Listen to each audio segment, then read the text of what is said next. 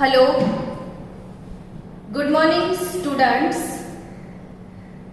आज अपना fourth quantum number spin quantum number हमको सीखना है। अब तक हम principal quantum number n, azimuthal और एंगुलर मोमेंटम और सब्सिडरी क्वांटम नंबर l और कल मैग्नेटिक क्वांटम नंबर m भी सीख लिया। अब अपना फोर्थ क्वांटम नंबर जो कि है स्पिन क्वांटम नंबर, तो स्पिन क्वांटम नंबर का सिंबल है s।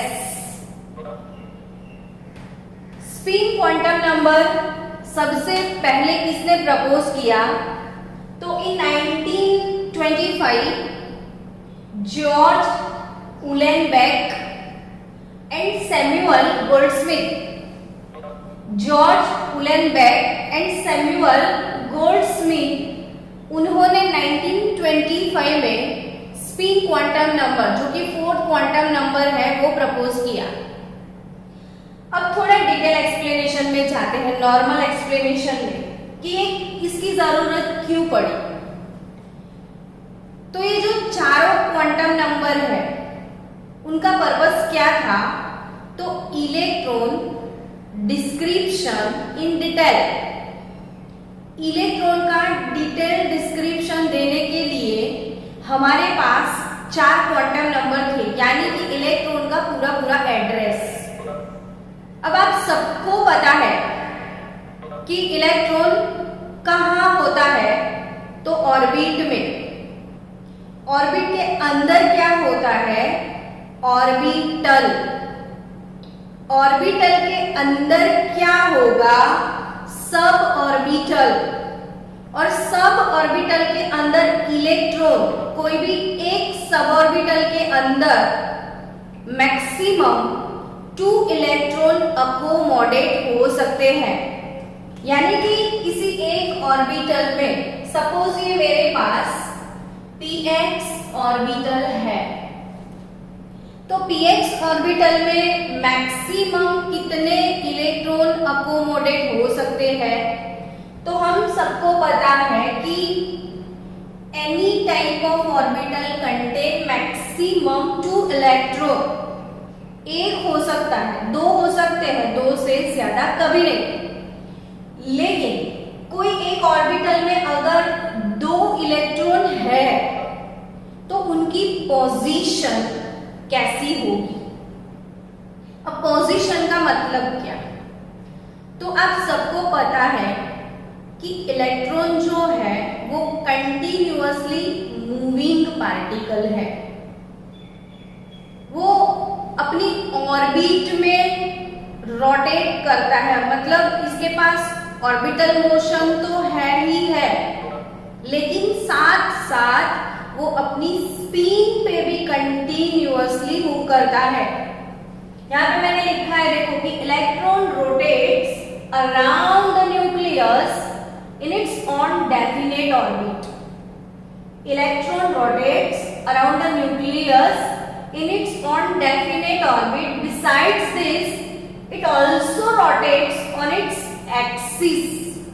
यानी कि उसके पास ऑर्बिटल मोशन तो है, साथ साथ में उसके पास एक्सियल मोशन भी है। तो वो अपनी एक्सिस पे कैसे रोटेट करेगा?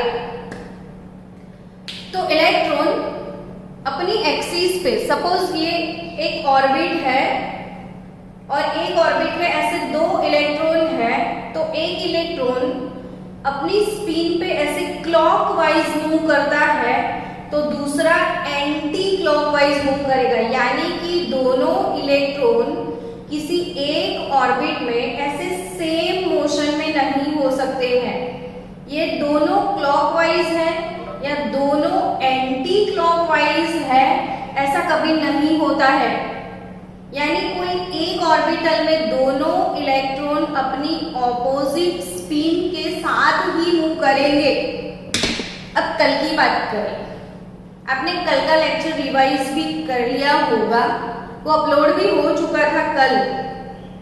तो कल मैंने एक चीज समझाई थी आपको कि ये दुनिया में मैग्नेटिक फील्ड कौन लेके आया?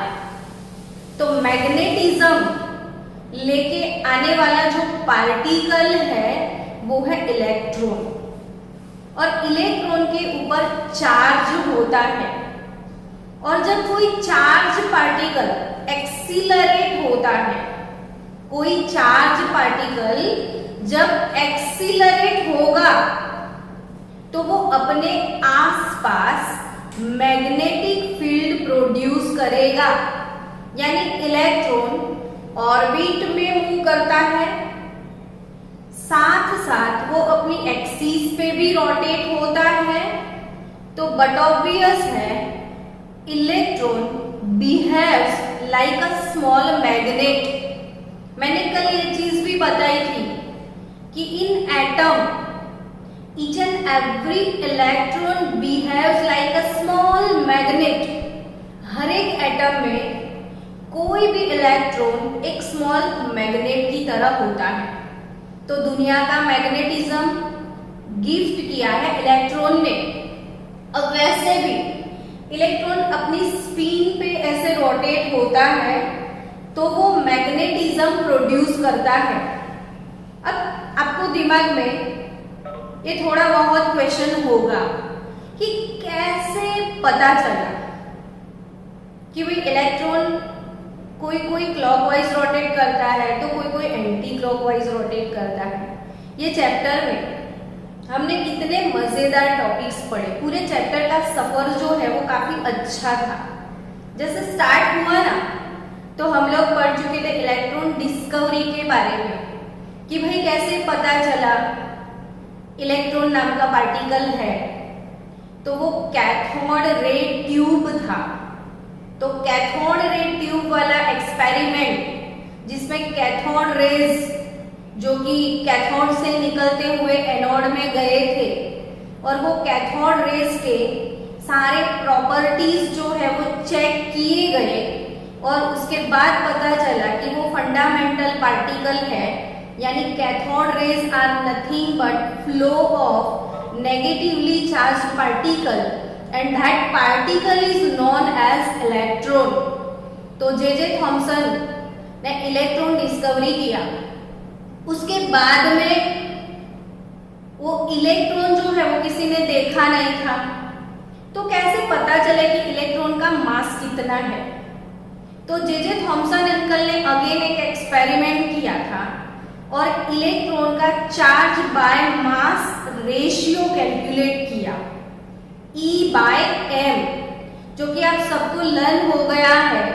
Charge upon mass ratio electron के लिए था 1.758820 इंटू 10⁻11 कूलम पर केजी। अब इलेक्ट्रॉन का चार्ज बाय मास रेशियो जैसे ही मिल गया तो इलेक्ट्रॉन के ऊपर चार्ज कितना है वो कैलकुलेट करने के लिए स्ट्रगल कर लिया, और इलेक्ट्रॉन के ऊपर चार्ज कितना है वो RA मिलीकन के ऑयल ड्रॉपलेट प्रैक्टिकल से पता चल गया। तो RA मिलीकन का ऑयल ड्रॉपलेट प्रैक्टिकल है, फिर से वीडियो देखो, काफी इंटरेस्टिंग प्रैक्टिकल है। जब आप मुझे मिलोगे कभी भी रास्ते में तो मैं आपसे पूछूंगी कि ऑयल ड्रॉपलेट प्रैक्टिकल डिस्क्राइब करो। कभी भी कहीं भी आप घूम रहे हो, कोई भी पर्सन आपको पूछता है कि ऑयल ड्रॉपलेट प्रैक्टिकल क्या है, तो आप उसको एक्सप्लेन कर पाओ, वैसी प्रिपरेशन करो। तो मिलीकन ऑयल ड्रॉप प्रैक्टिकल से इलेक्ट्रॉन का चार्ज कैलकुलेट किया गया कि भाई -1.6022 इंटू 10⁻⁻19 कूलम चार्ज है इलेक्ट्रॉन के ऊपर। और जैसे ही चार्ज मिला, चार्ज बाय मास रेशियो तो अपने पास था ही, तो इलेक्ट्रॉन का मास कैलकुलेट हो गया। अब जैसे इलेक्ट्रॉन नाम का पार्टिकल मिल गया, फिर प्रोटॉन की डिस्कवरी, लेकिन प्रोटॉन डिस्कवरी इलेक्ट्रॉन से पहले हुई है। प्रोटॉन 1886 में प्रोटॉन डिस्कवरी हुआ 1886 में बाय कनाल रेज। तो वो कनाल रे क्या है, जैसे कैथोड से निकले थे वो कैथोड रेज, तो जो एनोड से निकले थे वो एनोड रेज। और एनोड रे जो है कि वो पॉजिटिवली चार्ज पार्टिकल का फ्लो था, तो वही पॉजिटिवली चार्ज पार्टिकल को प्रोटॉन नाम दे दिया गया और पहले प्रोटॉन मिला था 1886 में। तो 1886 में प्रोटॉन गोल्डस्मिथ उसने डिस्कवर किया था, गोल्डस्टेन। तो गोल्डस्टेन ने प्रोटॉन दिया था और 1897 में 11 साल बाद, इलेक्ट्रॉन प्रोटॉन से 11 साल छोटा है, तो 11 साल बाद इलेक्ट्रॉन की डिस्कवरी हुई 1897 में। और उसके बाद न्यूट्रॉन तो अभी अभी मिला है 1932 में, चैडविक ने न्यूट्रॉन दिया। तो इलेक्ट्रॉन, प्रोटॉन, न्यूट्रॉन तीनों पार्टिकल की डिस्कवरी हो चुकी। और उसके बाद पूरा सफर आपने पढ़ा चैप्टर में कि थॉमसन एटॉमिक मॉडल, जो कि सबसे पहले कैसा अजीब था, वाटरमेलन जैसा था, लेकिन थॉमसन थियरी को क्रैक किया रुथरफोर्ड अंकल। अब रुथरफोर्ड का नाम बोलो आप तो आपको तुरंत याद आ जाना चाहिए कि वो अल्फा रे स्कैटरिंग एक्सपेरिमेंटल प्रैक्टिकल। तो गोल्ड फॉइल पे अल्फा रे स्कैटर्ड किए थे, वहां से हमको पता चला कि एटम तो पूरा एम्प्टी है, बीच में छोटा सा न्यूक्लियस है और एक ऑर्बिट है, ऐसा कुछ पता चला। लेकिन रुथरफोर्ड अंकल ने सजेस्ट किया था वो एक ऑर्बिट नहीं है, वहां पे तो बहुत सारे ऑर्बिट है। ये किसको पता चला? तो नील्स बोर अंकल को पता चला कि नील्स बोर ने डिस्क्राइब किया इलेक्ट्रॉनिक कॉन्फ़िगरेशन। सबसे पहले किसने दिया? Niels Bohr. तो बोर एटॉमिक मॉडल के बाद जो भी थियरी सारी हम पढ़ रहे हैं वो अब तक हमारी थियरी चल रही है। फिर धीरे धीरे हम क्वांटम नंबर्स में आए। हमारा प्रिंसिपल क्वांटम नंबर हो चुका जो कि ऑर्बिट सजेस्ट करता है, एंगुलर क्वांटम नंबर जो कि ऑर्बिटल सजेस्ट करता है, और मैग्नेटिक क्वांटम नंबर जिससे सब ऑर्बिटल पता चलते हैं। अब ऑर्बिट का पता चल गया, ऑर्बिटल का पता चल गया, सब ऑर्बिटल का भी पता चल गया, लेकिन सब ऑर्बिटल के अंदर इलेक्ट्रॉन क्लॉकवाइज मूव होता है या एंटी क्लॉकवाइज मूव होता है, वो पता करने के लिए फोर्थ क्वांटम नंबर इंट्रोड्यूस हुआ, स्पिन क्वांटम नंबर। तो यहाँ आप फिर से फोकस करो कि in 1925 George Uhlenbeck and Samuel Goudsmit proposed fourth quantum number, spin quantum number s। क्यों ये आया? तो इलेक्ट्रॉन की स्पिन मोशन की वजह से। अब मुझे आपको वो एक्सपेरिमेंट जो है आपकी टेक्स्ट बुक में बिल्कुल भी नहीं दिया गया है, लेकिन आई वांट टू एक्सप्लेन कि कैसे पता चला कि स्पिन क्वांटम नंबर, इलेक्ट्रॉन अपनी एक्सिस पे मूव करता है।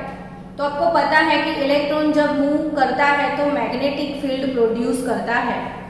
अब मैग्नेटिक फील्ड वैल्यू जो है या तो पॉजिटिव m भी हो सकता है या नेगेटिव m भी हो सकता है। अगर वो क्लॉकवाइज मूव करेगा तो may be positive, anti clockwise move करेगा तो मे बी नेगेटिव वैल्यू आएगी। तो वो कैसे पता चले? तो आप सबको एक चीज ये पता है कि हाइड्रोजन जो है,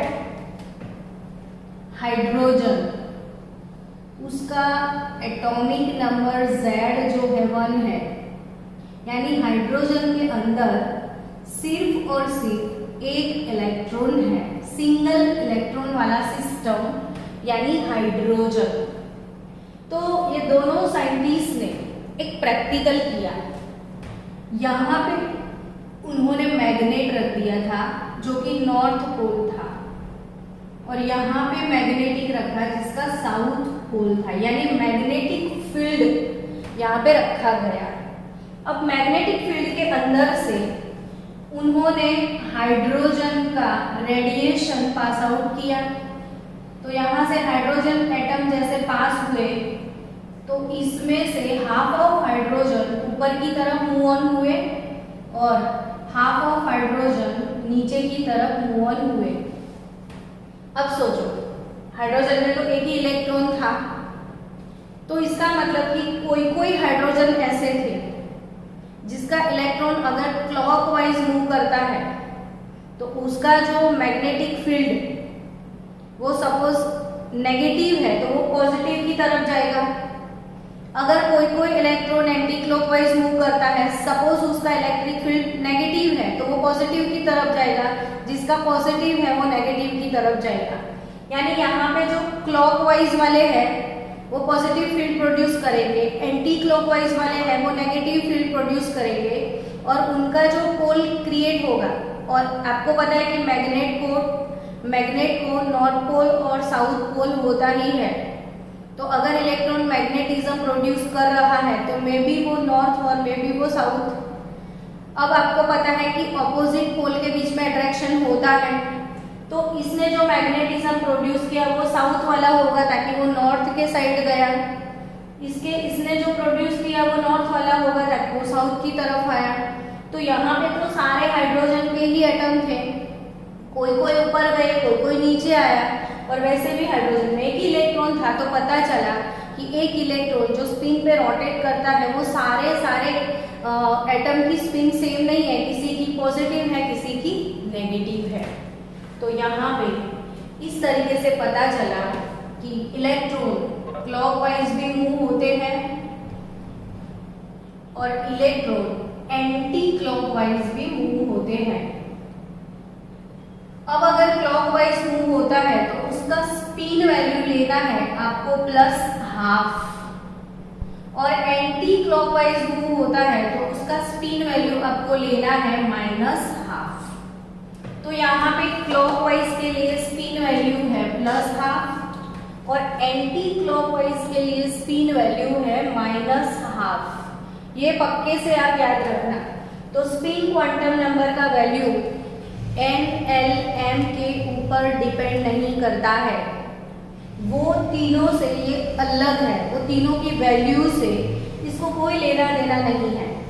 अगर इलेक्ट्रॉन क्लॉकवाइज मूव करेगा तो उसका स्पिन वैल्यू होगा +½ और इलेक्ट्रॉन एंटी क्लॉकवाइज मूव करेगा तो उसका स्पिन वैल्यू होगा -½ तो यहाँ पे इलेक्ट्रॉन को NLM से कोई लेना देना नहीं है। आई थिंक अब आपके पास चारों क्वांटम नंबर आ गए, लेकिन मैंने जो कल क्वांटम नंबर वाला टेबल आपको दिया था, रिवाइज करने के लिए बोला था, उसको आज फिर से रिवाइज कर लेते हैं।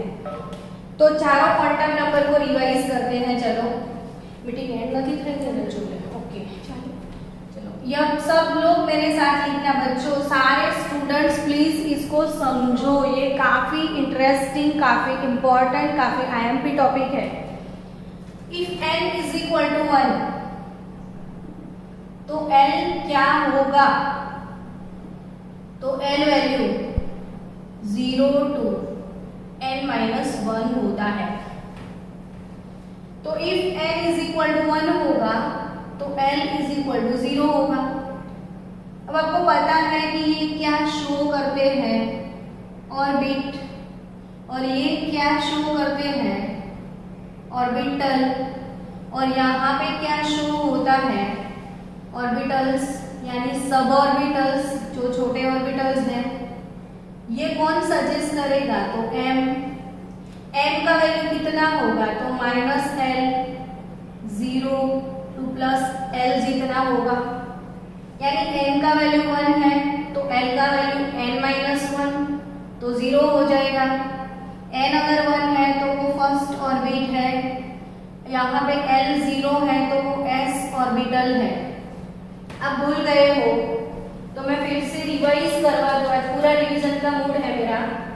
तो यहाँ पे L जो है वो 0 यानी कि s ऑर्बिटल, L होता है 1 p ऑर्बिटल के लिए, L होता है 2 d ऑर्बिटल के लिए, L है 3 f ऑर्बिटल के लिए, sp-d-f, L होगा 4 sp-d-f-g, L होगा 5 sp-d-f-g h, ये होगा 6 I एंड सो ऑन।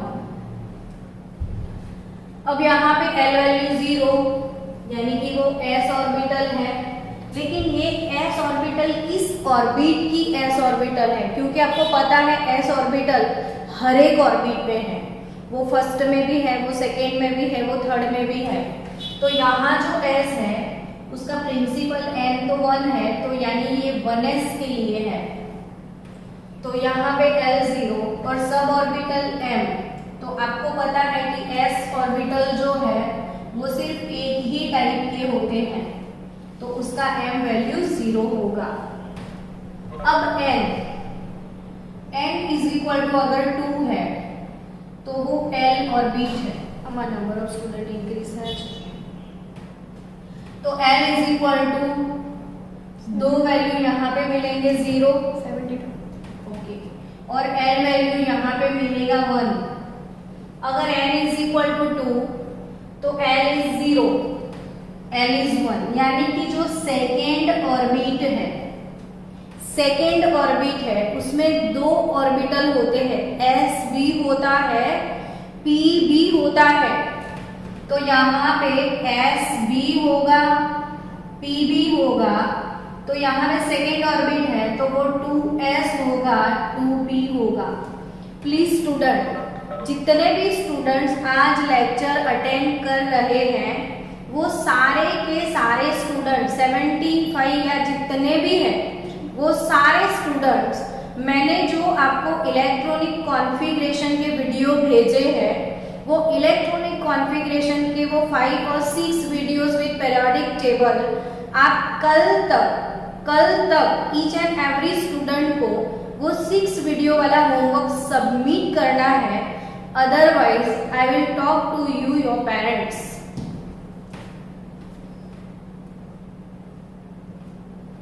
तो n इज इक्वल टू 2, यहाँ पे L0 L1 2s 2p।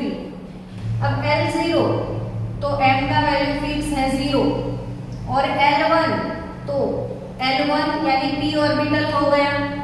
अब सबको पता है कि p ऑर्बिटल के अंदर 3 सब ऑर्बिटल होते हैं, 3 सब ऑर्बिटल होते हैं। तो ये +1 यानी कि px py pz, तो pz के लिए 0 वैल्यू, px ±1 py -+1। तो यहाँ पे p के लिए m वैल्यू 3 पॉसिबल है 1 0 -1, यानी कि जो सब ऑर्बिटल्स है वो m से सजेशन मिलता है कि p ऑर्बिटल में सब ऑर्बिटल कितने हैं, तो 3 सब ऑर्बिटल है, वो m हमको सजेस्ट करता है। यहाँ पे if n is equal to 3 तो k l m हो गया m, तो l कितना होगा, तो l अगर 3 है तो l 0 होगा, l 1 होगा और l 2 होगा। यहाँ पे 3 है ना बच्चों, तो n -1 3 -1 2, यानी 0 से लेके 2, तो 0 1 2, there are 3 possible values for third orbit m shell. अब m शेल में कौन कौन सी ऑर्बिटल है, तो L0 किसके लिए है, s के लिए, L1 किसके लिए है, p के लिए, और L2 किसके लिए है, d के लिए। तो ये 3s 3p 3d हो जाएगा। तो यहाँ पे m वैल्यू 0, यहाँ पे m वैल्यू +1 0 -1, और यहाँ पे m वैल्यू +2 +1 0 -1 -2। अब n इज इक्वल टू 4, तो k l m n हो जाएगा। तो 4 के लिए l के पॉसिबल वैल्यूज कितने हैं, तो देयर आर 4 पॉसिबल वैल्यूज।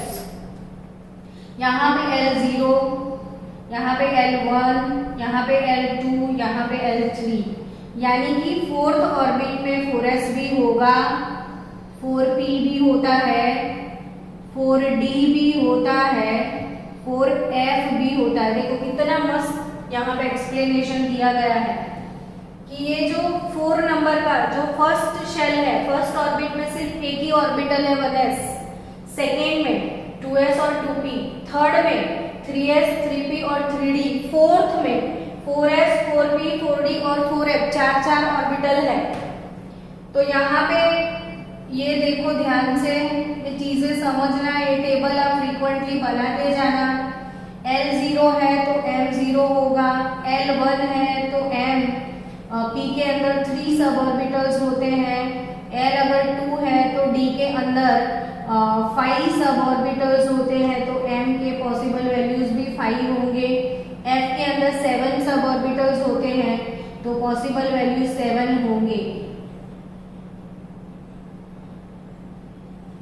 चलो अब इसका क्या यूज, क्वेश्चन कैसे आते हैं, तो यहां से हमेशा देखो, चलो इसके बारे में सोचो तो आपके पास कितने क्वांटम सेट बनेंगे, तो n is equal to 2, L0 M0 एक क्वांटम सेट ये बनेगा। दूसरा क्वांटम सेट यहाँ पे n is equal to 2, L is equal to 1 और m प्लस 1।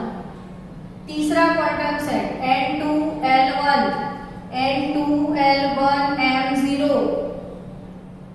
फिर n2 L1 M माइनस 1। तो इसमें से टोटल 4 क्वांटम सेट प्रिपेयर हुए, जो 2 0 0 2 1 1 2 1 0 2 1 माइनस 1 आया समझ में। फिर यहाँ पे कितने सारे हैं देखो, 3 0 0 3 1 1 3 1 0 3 1 माइनस 1। यहाँ पे 3 2 2 3 2 1 3 2 0 3 2 माइनस 1 3 2 माइनस 2, इतने सारे क्वांटम सेट आपको मिल सकते हैं। अब एग्जाम में आपको क्वेश्चन कैसे आते हैं वो समझने हैं।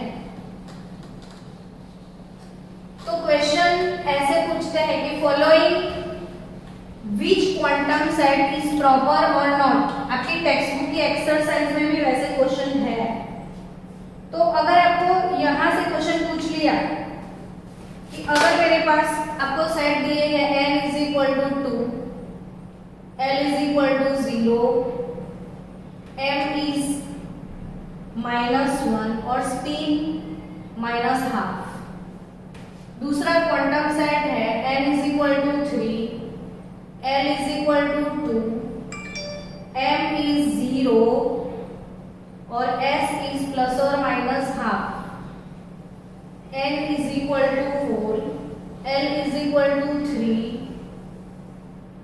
m is equal to minus 2 और s is equal to plus और माइनस हाफ। नेक्स्ट कोई क्वांटम सेट है, n is equal to 5, l is equal to 6, m is equal to 3, s plus और माइनस हाफ। यहाँ पे n is equal to 4, l is equal to 3, m is equal to 4, s plus और minus half. अगर ऐसे question आते हैं तो ऐसे अगर आपके पास क्वांटम सेट है तो यहाँ पे आपको डिसाइड करना है कि कौन सा क्वांटम सेट प्रॉपर है या नहीं है। तो यहाँ पे प्रॉपर क्वांटम सेट कैसे डिसाइड करोगे आप, तो वो जो टेबल मैंने लिखा है वो टेबल के हिसाब से आपको वो टेबल के हिसाब से डिसाइड करना है, लेकिन शॉर्टकट मेथड यूज करोगे। तो मैंने आपको फर्स्ट डे सिखाया था कि तीनों का रिलेशन क्या है, n greater than l greater than और इक्वल टू m है। सिर्फ ये रिलेशन चेक कर लो, इजीली चेक हो जाएगा। s का वैल्यू तो आपको पता है, प्लस हाफ या माइनस हाफ कुछ भी हो सकता है, लेकिन यहाँ पे n l m तो n ग्रेटर देन l होना चाहिए। तो पहले देखो n ग्रेटर देन l है कि नहीं, तो यहाँ पे n ग्रेटर देन l है तो ये पॉसिबल है। अब ये वाला देखो l ग्रेटर देन m होना चाहिए, तो यहाँ पे l ग्रेटर देन m भी है, l ग्रेटर देन m भी है, तो ये पॉसिबल सेट है, तो ये पॉसिबल है। सॉरी जीरो है ना ये तो यहाँ पे देखो l ग्रेटर देन m, अगर l वैल्यू 0 है तो m वैल्यू तो 0 ही आएगा। अगर l वैल्यू 1 है तो m के वैल्यू -1 0 +1 हो सकते हैं। तो यहाँ पे l वैल्यू 1 है तो l वैल्यू 0 के लिए m 1 कहाँ से आएगा, ये नहीं आएगा, तो ये पॉसिबल सेट नहीं है। चलो ये वाला देखो n is equal to 3, l is equal to 2, n greater than l m, okay done. अब यहाँ पे 2 जो है तो 2 नंबर में आपको पता है कि l वैल्यू 2 है तो -2 -1 0 +1 +2 कुछ भी आ सकता है। तो यहाँ पे 2 के अंदर m0 पॉसिबल है, तो ये सेट पॉसिबल है। अब ये वाला देखो N4L3, ये तो पॉसिबल दिख रहा है कि n अगर 4 है तो L3 हो सकता है। अब ये देखो कि 3 होगा तो -2 होगा या नहीं, तो 3 के लिए कितना m वैल्यू, तो -3 -2 -1 0 +1 +2 +3, तो 3 के अंदर -2 पॉसिबल है, तो ये भी पॉसिबल सेट है। चलो इसका सेट देखो, ये 5 6 3 L हाफ, तो 5 6 यहाँ पे ही कुछ गड़बड़ आ गया, n ग्रेटर देन L नहीं है, तो ये पॉसिबल सेट नहीं है। चलो यहाँ पे n ग्रेटर देन L है, ये वाला देखो अगर L3 है तो M4 आ सकता है, नहीं ना, तो ये भी पॉसिबल सेट नहीं है। तो आपको ऐसे सेट डिसाइड करने हैं जो कि पॉसिबल है या नहीं है। टाइमिंग जो तो right all 3 quantum number for following orbit.